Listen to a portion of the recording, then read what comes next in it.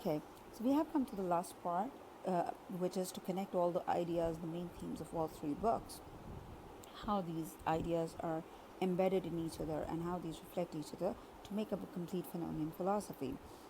We have seen the three books: the black skin, white mask, with central theme of race and lived experience of a black man, and how it was related to individual. Then we went to Wretched of the Earth, related to the community and the collective thinking. And then central theme is revolution and violence and the impacts of colonialism, how it dehumanizes a person. And then in dying colonialism, we saw the collective suffering and how culture has been restructured and reformed, and then national consciousness emerged. Now we're seeing their connection in all three books, we saw that there are three themes: colonialism, resistance, and national consciousness. Somehow, either we could see or feel these themes floating within the ideas and concepts.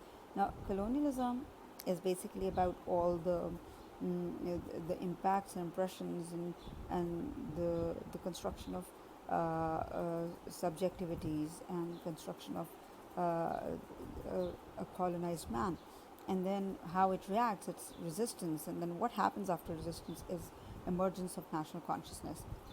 Now, if I look at all the concepts, if we relate all the main themes of the books, we may say that the lived experience of a black man, which has come because which is based on uh, based on colonialism, the context established by the cultural context and social context established by colonialism, it results into resistance, which manifests itself in form of violence and revolution. And colonialism itself was a kind of violence. So then we see we move from black skin, white mask, the lived experience of black men explained in that, to the revolution and violence and analytic of violence explained in Wretched of the Earth, and how then it this resistance in form of revolution and violence takes towards the collective suffering of all the individual, be this collective suffering because of violence, be it violence because of colonialism or a reactionary violence against colonialism. It ultimately results into collective suffering, though the result of this collective suffering would be national consciousness. But this is how this whole picture we can see in after connecting the ideas of all these three books.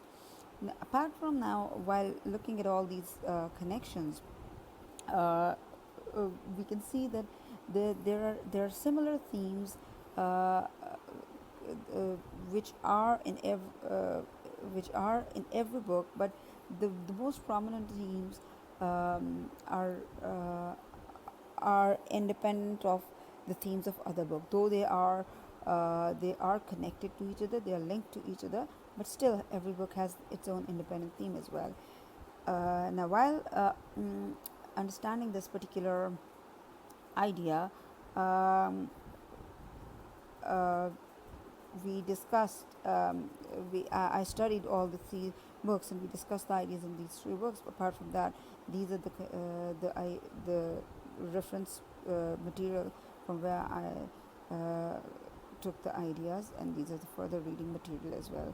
I hope you are able to connect all the ideas in these books, and you could understand what exactly are the dominating themes of these books and how these are connected. Thank you so very much. This was for right now. Thank you.